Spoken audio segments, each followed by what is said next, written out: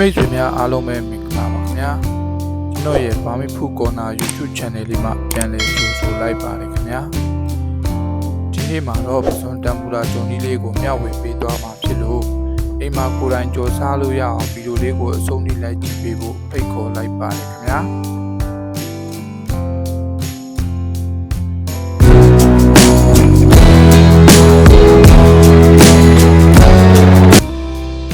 ရှင်ဥဆုံးပစွန်လေးတွေကိုအခွန်ခွာပြီးတော့စေကျော်တန့်စင်ထားပေးရပါမယ်ခင်ဗျာတမ်ပူရာအမုံကိုပကံလေးကိုထည့်ပေးလိုက်ပါမယ်ခင်ဗျာ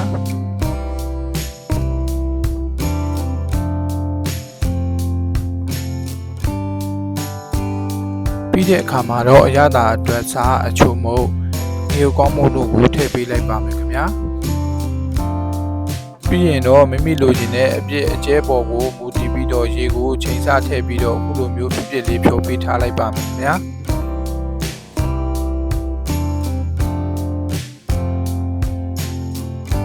ပြီးတဲ့အခါမှာတော့ကြုတ်တစ်လုံးကိုဖောက်ပြီးတော့အခုလိုမျိုးလေးမှွေပေးထားလိုက်ပါမယ်ခင်ဗျာပေါင်မုတ်ချောင်းမုံအနှင်းငယ်ကိုလည်းအသုံးပြုပေးလိုက်ပါမယ်ခင်ဗျာပြီးရင်တော့ခုနကစေကျော်တန့်စင်ထားတဲ့ပစွန်လေးတွေကိုအခုလိုမျိုးလေးပြင်ဆင်ပေးပြီးတဲ့နောက်မှာတော့ပစွန်တမ်ပူရာကိုစားကြော်လို့ရပါပြီခင်ဗျာ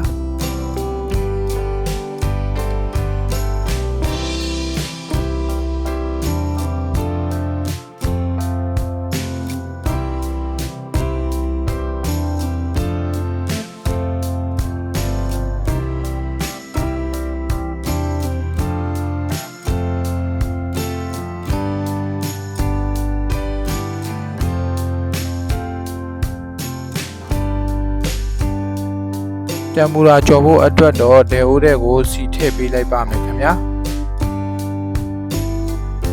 စီပူလာပြီဆိုရင်တော့ပစွန်လေးတွေကိုအခုလိုမျိုးလေးထည့်ပေးရပါမယ်ခင်ဗျာ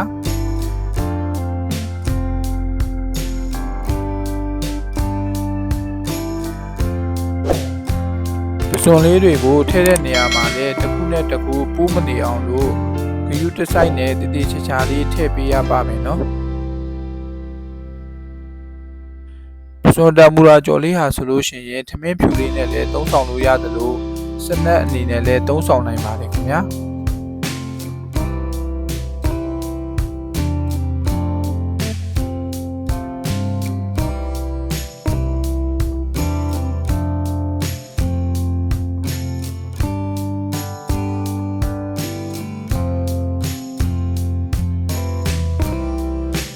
စွန်လေးတွေရဲ့အောက်ဘက်မျက်နှာပြင်လေးတွေကျက်လာပြီဆိုလို့ရှိရင်အခုလိုမျိုးလေးအထက်အောက်လန်ပေးရပါမယ်ခင်ဗျာ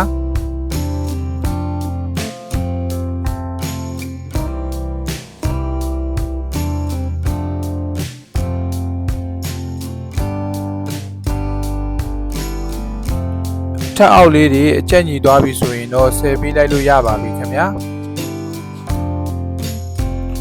စွန်တမ်ပူရာကြော်လေးဟာဆိုလို့ရှိရင်ကြော်ရတာလည်းအရန်ကိုလွယ်ကူပြီးတော့စားတဲ့အခါမှာလည်းတကယ်ကိုအရသာရှိတဲ့ဟင်းပွဲလေးဖြစ်တဲ့အတွက်ကြောင့်မလို့အိမ်မှာလိုက်ကြော်စားကြည့်ကြဖို့ကိုတိုက်တွန်းလိုက်ပါတယ်ခင်ဗျာ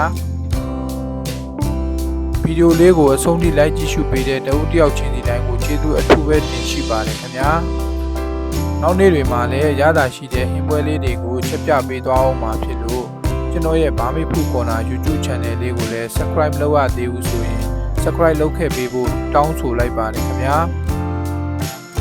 ရတာရှိတဲ့ဟင်းပွဲလေးနဲ့တူပြန်လာခဲ့ပါမယ်ထပ်တာပါ